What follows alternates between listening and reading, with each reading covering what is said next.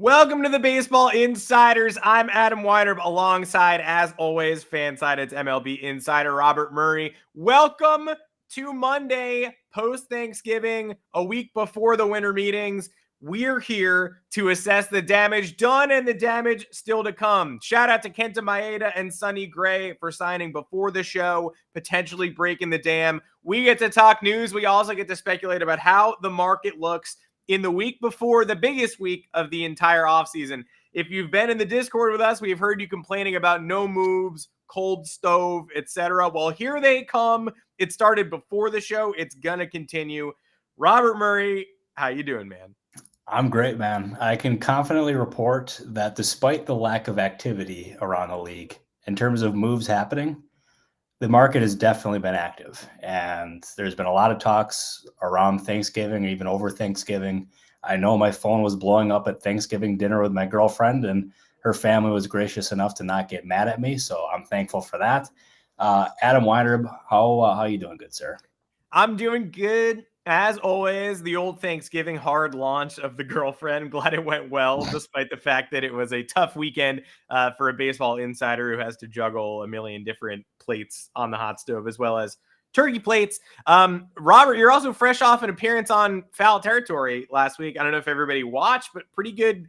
Great job. Good clips and promo with this show. So the word is getting out about the Baseball Insiders a little bit. We've gone mainstream, but we will not let it go to our heads. We will keep bringing you news.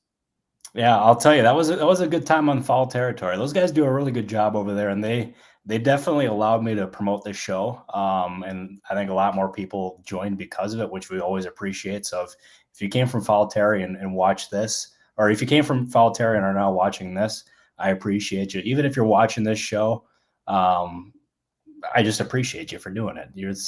I absolutely love it. The notebook is definitely full this morning. I can tell you that. I dropped some stuff in Fall Territory, and I got plenty of stuff to drop on this show. So I would highly recommend staying tuned because I got plenty of good stuff. I thought I was slick. I popped in the Foul Territory comments and said, like, hey, if you like this, follow Robert's other show, Baseball Insiders. And within 2 seconds, somebody was like, self-promoting loser. I was like, yeah, oops, I stepped in it. That's a mistake. Hey, you got to love self-promoting, though. Hey, you got to do it. It's not my favorite thing to do, but hey, you got to do it. So I did the job, and it got people in the door, it would seem. Here we are. Big show today. Lots to talk about. Notebook to empty. Before we get going, a reminder that today's show is sponsored by Sleeper Daily Fantasy. The Baseball Insiders are partnering with Sleeper Daily Fantasy to give new users a first deposit match up to $100. Make sure to use our code FANSIDED2. That's FANSIDED and the number 2 when signing up to receive your deposit match. Please remember to always game responsibly. Scan that QR code on the screen right now to see if you qualify. Also, a perfect opportunity to mention that if you have not joined the Discord channel, if you have not become a member of the YouTube channel for the Baseball Insiders, that is where stuff goes down between shows. Robert is dropping exclusives in there. If you're in the chat, I see plenty of you familiar from the Discord. Thanks for showing up. If not, if you're in the chat curious, recommend you become a member today. I could not recommend doing that more because people that are in the Discord and are currently watching now, they can attest to it. I have dropped plenty of different insider info in there. I have dropped stuff before I've even tweeted it, stuff that I have not even tweeted before. And I know we're going to be doing a bunch of different stuff that Adam can get into more detail about. I will never steer you guys wrong. I could not recommend joining the Discord more. It supports the podcast, allows us to do this, and also makes you the most informed fan in baseball. So please do that, and we will automatically become best friends and pen pals and all that good stuff. Yeah, I mean, like Robert hinted, there's a new way to become best friends. If you're in the Discord and you think, I'd like to level up, if you're not in and you want to join at a top tier, we're introducing an all-star level that goes along with the Discord, that goes along with your YouTube membership. That is $7.99 a month. But that includes monthly private video streams with Robert and I starting in this month of December, where we'll get to answer more questions. We're doing a monthly. You get an in to actually ask your questions face-to-face rather than relying on the conversation in the Discord. You also get top priority response right here to questions on the live stream. Everybody has so many questions like, believe if you're looking at the comment section now, you see that there are questions firing off, and I'm going to get to as many as I can. But if you join us at that level, you'll get top priority, and there will be an all-stars only chat in Discord. So that'll only be level up more fun if you like being a part of the action. Well, Robert, you've got a notebook teeming with information. There is no reason to wait, I would say. Let's just open that up. I was wondering if anything was going to happen before the winter meetings. Then Maeda last night. Then Sonny Gray this morning. We'd heard Braves rumors. It's ultimately the Cardinals. We'll break down that deal. But is the dam beginning to break? Or at the very least, whose markets are moving? Every indication that I have gotten to talking to people over the last week or so is that it's the starting pitching market that is just going berserk right now. And there is basically, I've talked to agents who represent players who are in the position player market, and they have been told by teams that they are just waiting out the starting pitching market. And that's going to be their primary focus until the starting pitching market is depleted. And then they're going to move on to some different areas.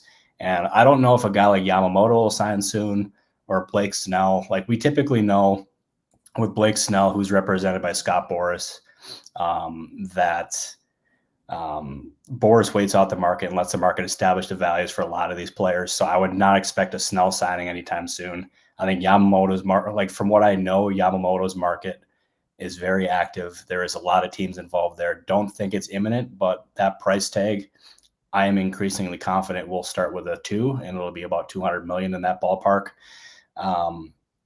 And you look at all these other guys too. Lucas Giolito, from what I have been told, has garnered a lot of interest. I think a team that is interested is the Los Angeles Dodgers, which comes as no surprise at all. And I think Giolito will end up getting a nice multi-year contract for sure. You look at the rest of the starting pitching market. I think Michael Wacha is another player that is going to do well. There's just a lot of these mid-tier starters, and I think that market right now is moving more so than any other market right now. And that's going to be something to watch this week and in the days leading up to the winter meetings, which are rapidly approaching.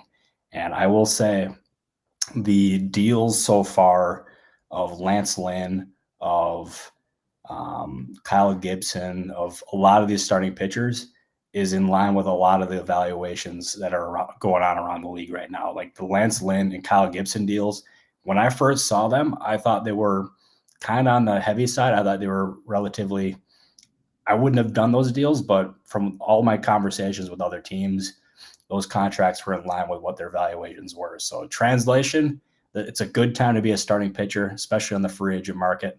And I think a lot of these guys are going to get paid. Even a guy like Noah Syndergaard is getting interest. And I know I've talked to a couple different GMs who are very intrigued by him, who view him as a strong bounce back candidate who could be signed for cheap. And who knows what could end up happening there. But that is certainly one that kind of caught me off guard, but it's something that is happening behind the scenes. I tell you what, I am not that intrigued with Noah Syndergaard, but major league teams, if you are, don't let that stop you. Don't listen to me. Go do your business. You struck me there by saying that the pitching market is obviously still moving, and then rattling off the deals that have happened so far. Unshockingly, it's Cardinals. The Lynn contract got clowned a little bit because of the slightly excessive value. St. Louis resident and Mizzou grad Kyle Gibson, we laughed a little bit. The public laughed a little bit there too. Then they do go top of market with Sonny Gray. The market is certainly moving. In large part, we can thank the St. Louis Cardinals for just making sure they got that out of the way. So question there, I guess, Gray is a nice fit. They keep the AAV high. They don't add that 4th year, or goodness forbid, a 5th year. They stick at 3. Nice job on that deal, in my opinion, by St. Louis. But we've heard potentially that they're not done. A lot of people talking trade market with the Cardinals, which would indicate Glasnow, potentially Cease. We got somebody asking any more moves coming from the Cardinals. They're dangling Steven Matz potentially. I'm wondering what else you're hearing about St. Louis. Does this take them out of the Yamamoto race, but certainly leave them in the rest of the market?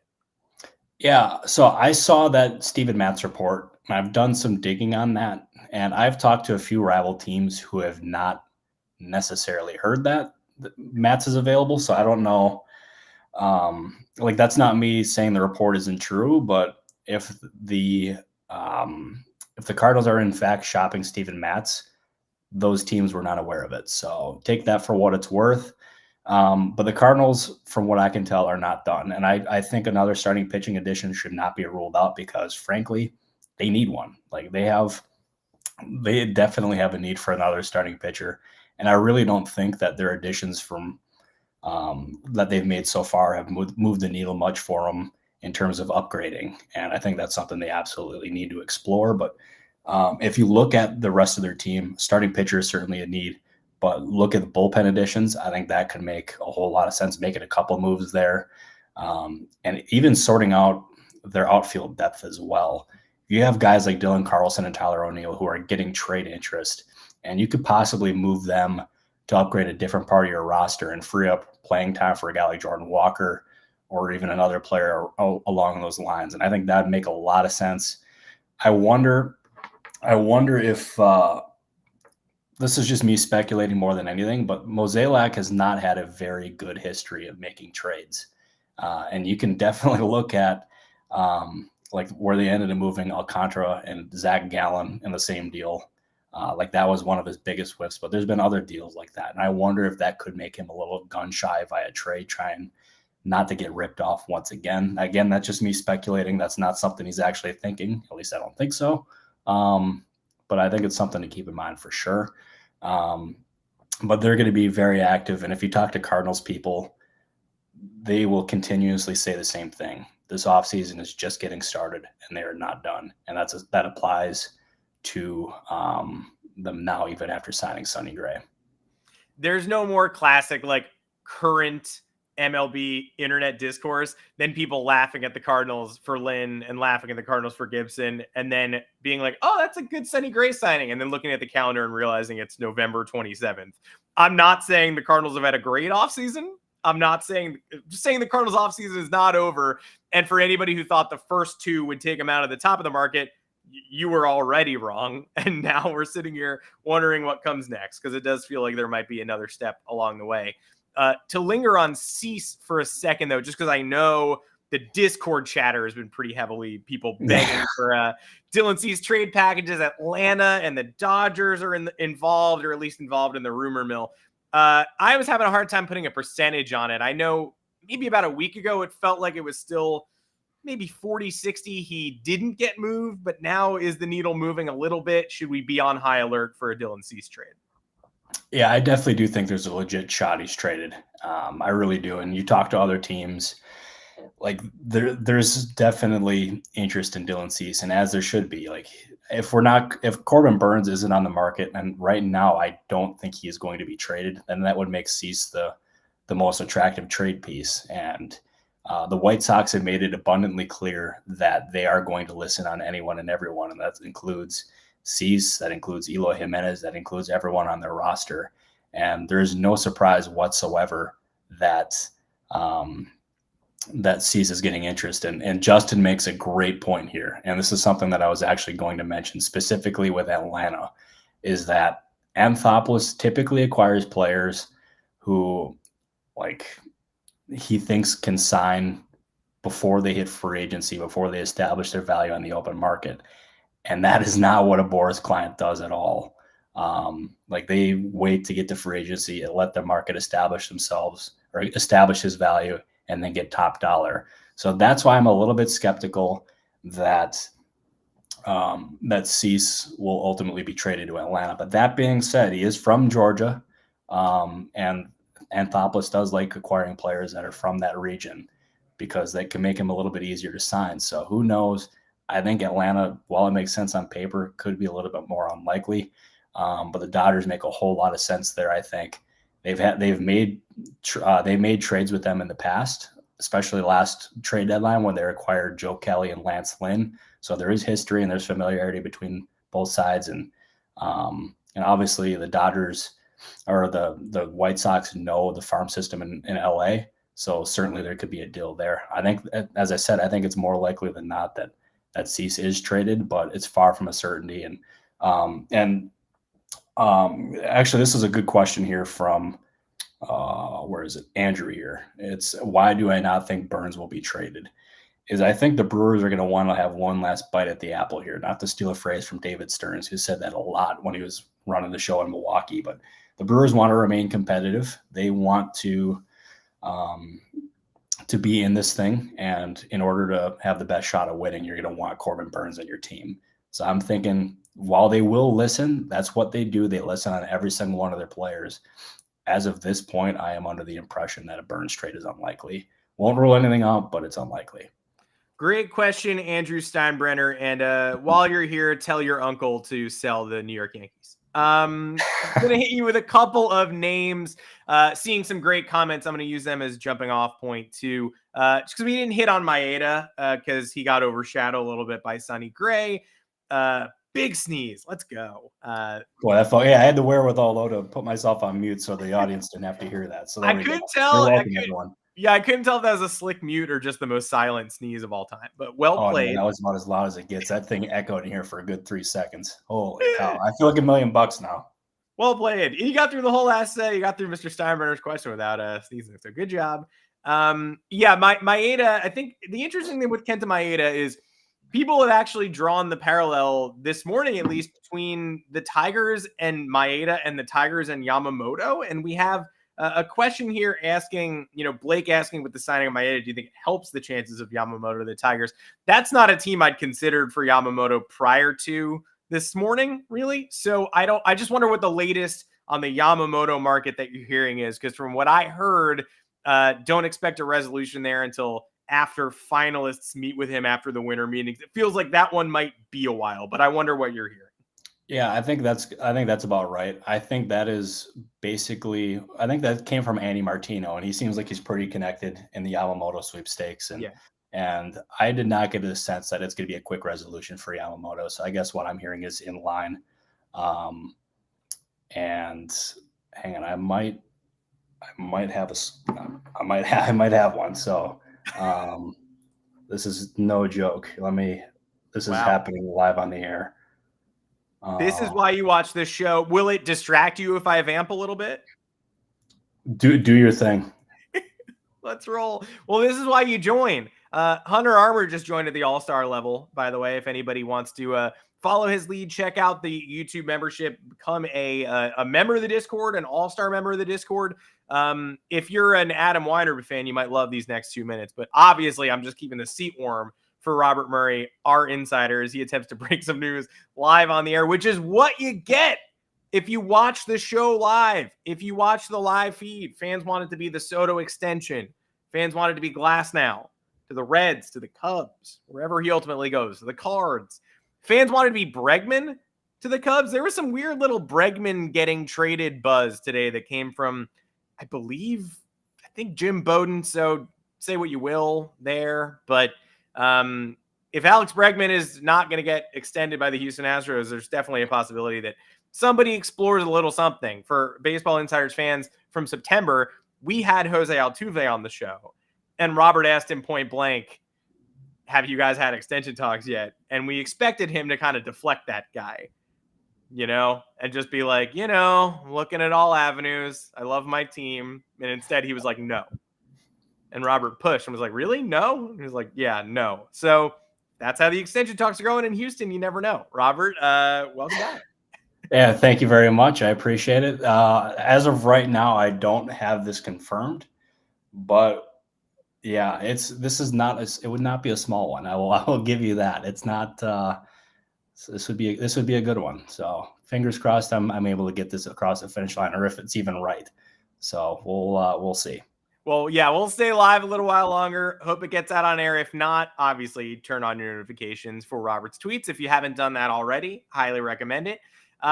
People want to know if the Mets are active in the comments. And I think maybe that's because on Friday after Thanksgiving, Howie Rose, the Mets announcer, said, hearing there will be some Ohtani news today.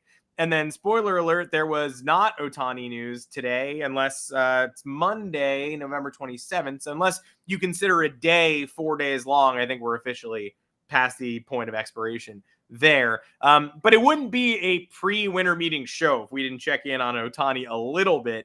Are there any fan bases that should count themselves out of this conversation already, or are all the rumored teams still in, or as in as they can be in a completely private environment where nobody knows anything and teams reportedly get penalized for leaking information? So if you wanted to leak that the Red Sox were very in right now, I wouldn't hate it.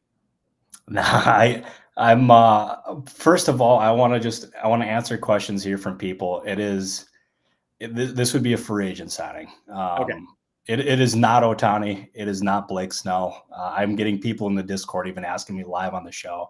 It is not Ohtani or Blake Snell. I can give you that much. If you want to know, though, how active the Discord is, I had to close it during the show because I'm getting like bloop, bloop, bloop. People love to talk. It's crazy. It's nuts. And I'll tell you, like, I'll even give you guys this right now. If I get this across the finish line, I will put it in the Discord before I put it on Twitter. Boom. That is further incentive to join that. Maybe I put it in the All-Star channel. Maybe that's your incentive to join the All-Star channel. So, the Discord, Joanne can put the steps to find the Discord in the chat here. But going into the Ohtani stuff, to get back on track here, like, information is incredibly hard to come by. And it is like people around the league are basically treating this like it's Fort Knox.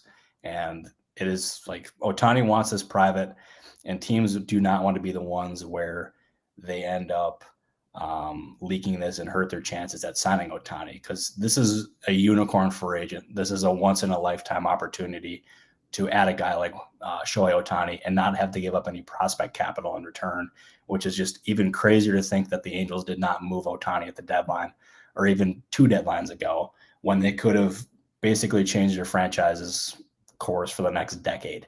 That was a colossal whiff by the Angels, and something that they are probably going to regret for years to come. But as far as Ohtani, like, the Dodgers are a team to watch. I really think the Rangers are a team to watch.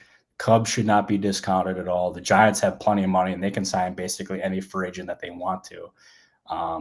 But as of right now, I think it's hard to handicap a favorite for Ohtani, just because the information is so scarce.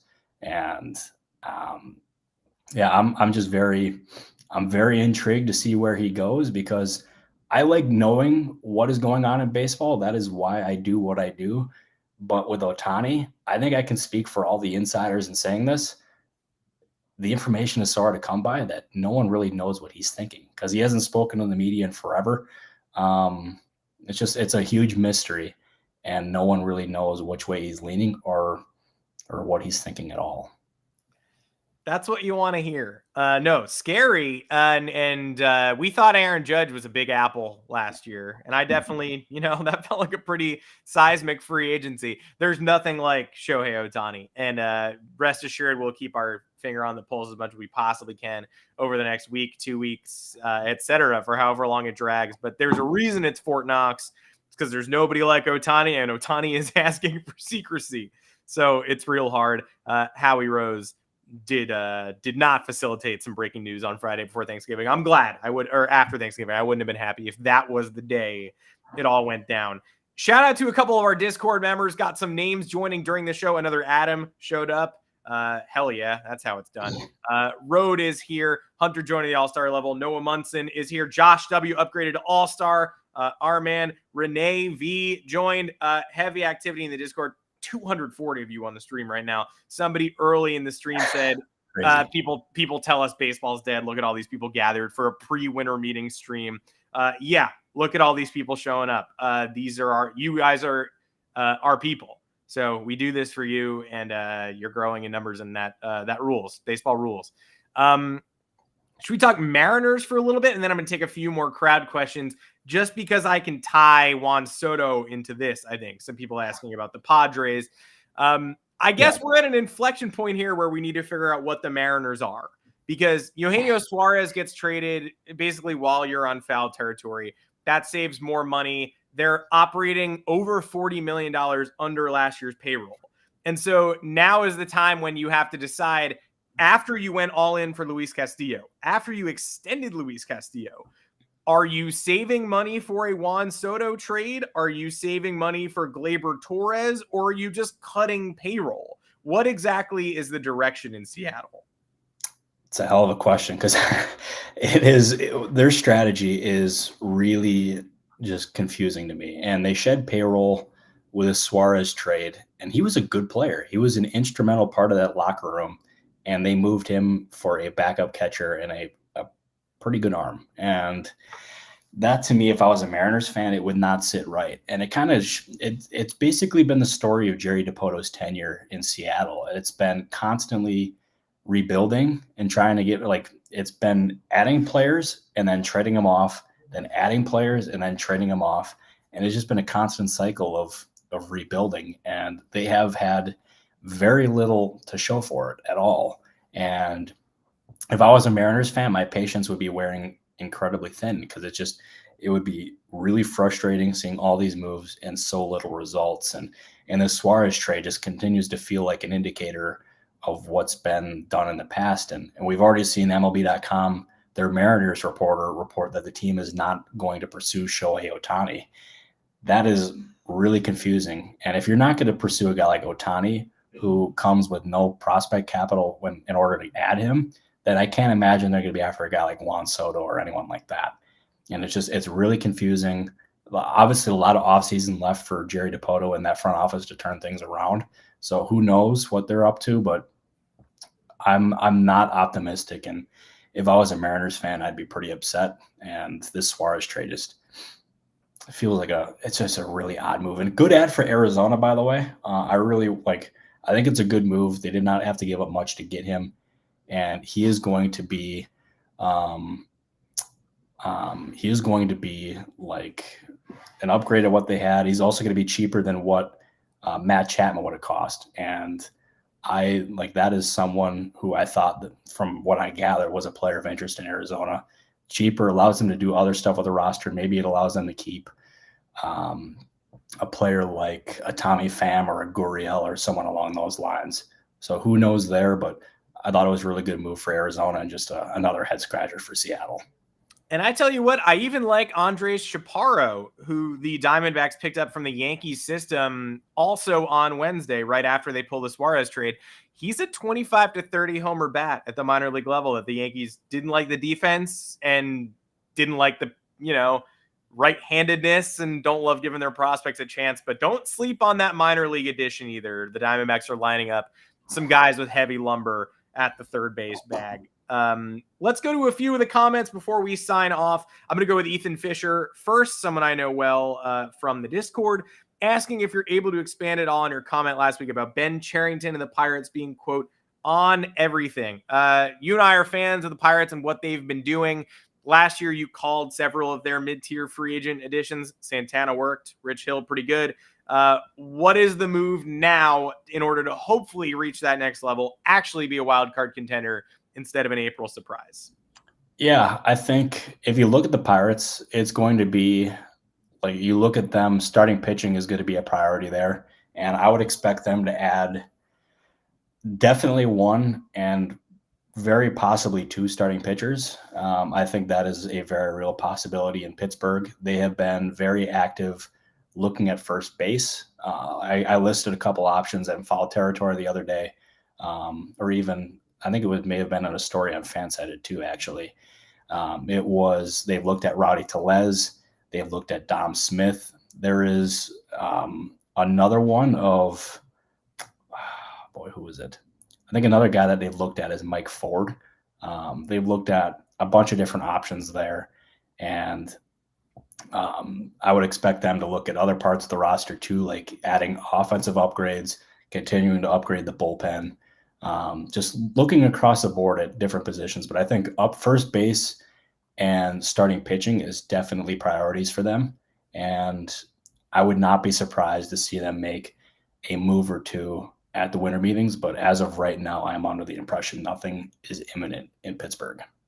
What about in the AL East? Got a lot of Red Sox fam in the Discord and in the comments. Got Noah S. asking about the Jays. That is also a very popular team asking questions. And rest assured, if you ask me to ask Robert about the Yankees outfield situation, I certainly will. So what is doing for those three teams? The Blue Jays and Sox are both getting bandied about for Ohtani at least a little bit. But what are you hearing about any of those franchises? Yeah, and then by the way, once we're done with these questions, let's make sure to touch on Juan Soto here. Okay. Oh, for sure. I will not let that one hang. No, that sounds good. But yeah, the Toronto Blue Jays, they have been mentioned with a lot of different things here. They've been mentioned with Shohei Ohtani. They've been mentioned even trading possibly Bo Bichette, which let me tell you, I am under the impression that a Bo Bichette trade is very unlikely. Like basically what this sounds like is that the Blue Jays are just listening on their players, and that's what all these good teams do is they listen to see what's out there. And trading a player of Bo Bichette's caliber is really difficult. And I can't imagine that they're going to be in any hurry whatsoever to move Bo Bichette. I firmly believe he will be on the opening day roster this year, and it would take a huge offer for them to move Bichette. So I really don't think a Bichette trade is likely. And as I said, I would anticipate him being on the opening day roster, but I would also not rule them out making a big move at all. I think Ohtani is a player that they're intrigued by, and they've thought big. And I don't necessarily know what other things they would explore if Ohtani doesn't go there, but it seems like they definitely have some flexibility, and it's something to watch for sure. What about Boston? We know they need aces. There are still plenty of aces on the market. Nola and Sonny Gray being off the board does not change that objective. What are you hearing there? Yeah, it just seems like they're another team that's just firmly in the starting pitching market. I don't necessarily have names for you as of this point. I don't think as of right now, I don't think Erod is a strong possibility there. Things could change, but I don't think Erod is going to end up in Boston. But I just want to preface before the aggregators get a hold of that. One phone call can change everything. But as of right now, I just don't see that happening. There's nothing like the aggregators. I love our Discord fam, our commenters, but the aggregators also a special place in my heart. What about I've definitely seen a lot of different a lot of my stuff aggregated before, and it gets out of hand pretty quickly. It's crazy, but we appreciate them watching the show.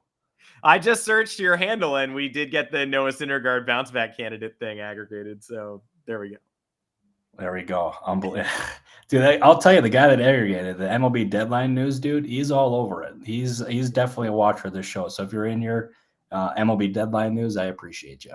Yeah, shout out to you for sure. I can't let you go, like we just said, without doing Yankees' potential outfield options and the likelihood of a Juan Soto trade, because talking about Ohtani hanging over the winter meetings like an anvil, so is Soto's potential availability. And I don't think any of us really know who the front runner is and if he's already on the front runner for his services in 2024 and beyond.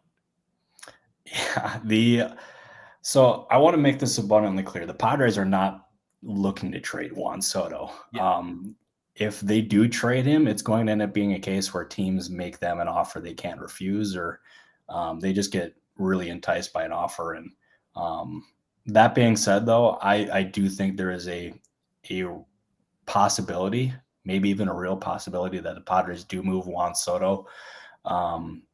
Just because there's teams that would absolutely want a Juan Soto tap on their team, especially with him being in a contract year. You're going to have him for a full year, and you're going to have him for the year that's basically going to help determine what his future contract looks like. And you're going to be getting the best version of Juan Soto. And for a team that is looking to get over the hump with one big move, I think that's the kind of piece that could definitely take them over or put them over the top. And if the Padres do move him, that would be a really difficult thing, but they don't have to move him. And they have made that abundantly clear. And it's something where I think this, like, nothing is imminent there at all, but like I think the winter meetings could definitely shape just how like real of a possibility that becomes.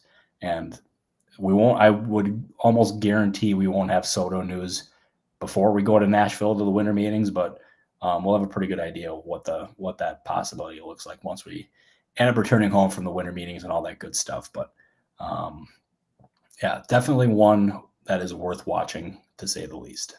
And in terms of where the Yankees can pivot if he doesn't hit the market, Thomas North bringing up Twins trade rumblings. I mean, I'm thinking about, if they're cutting payroll, Max Kepler. I'm thinking about Jorge Polanco if in New York, if they're cutting payroll, or Jorge Polanco in Boston, quite frankly.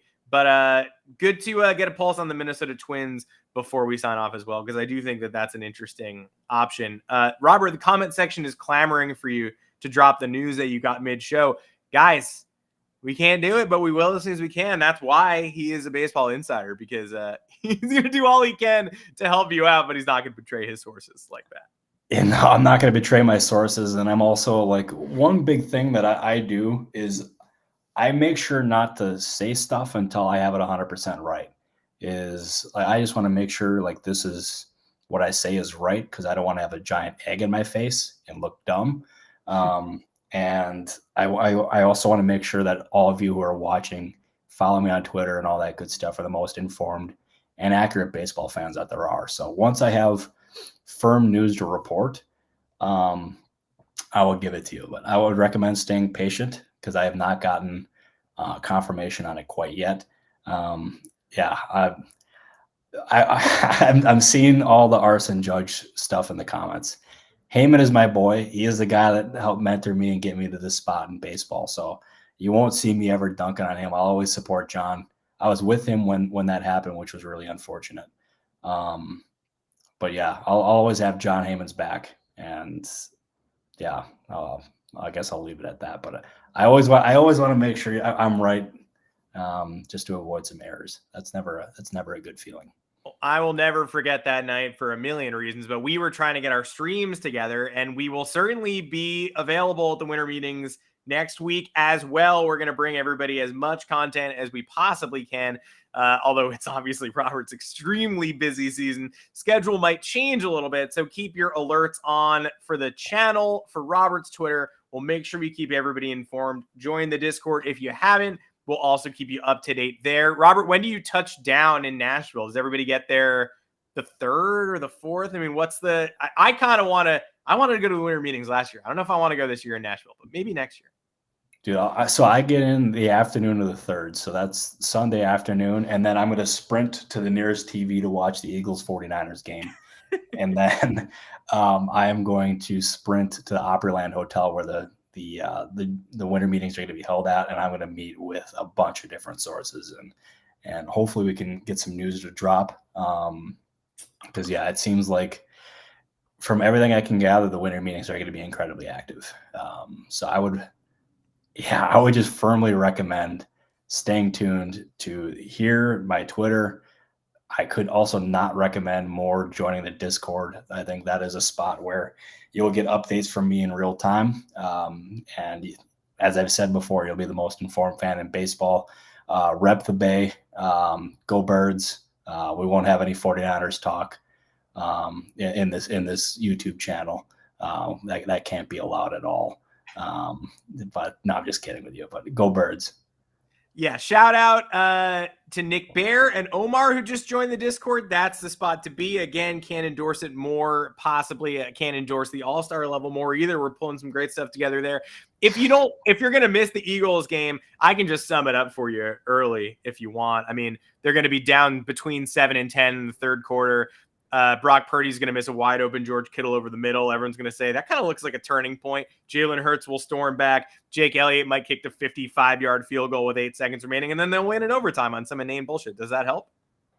No, I'll tell you, if that ends up happening, that's exactly how I'll play it out, then I will buy you beer for the rest of your life, Adam. That is, yeah, because I'll tell you, I'm a huge Eagles fan. My dad's a diehard Niners fan. There's already been a bunch of shit talking going on this morning, so I can't wait. Oh man. I'm here for it. This is this is gonna be crazy. This is gonna be crazy. But most importantly, though, like sticking with baseball talk, It's going to be very active next couple weeks. Yeah. Very much stay tuned.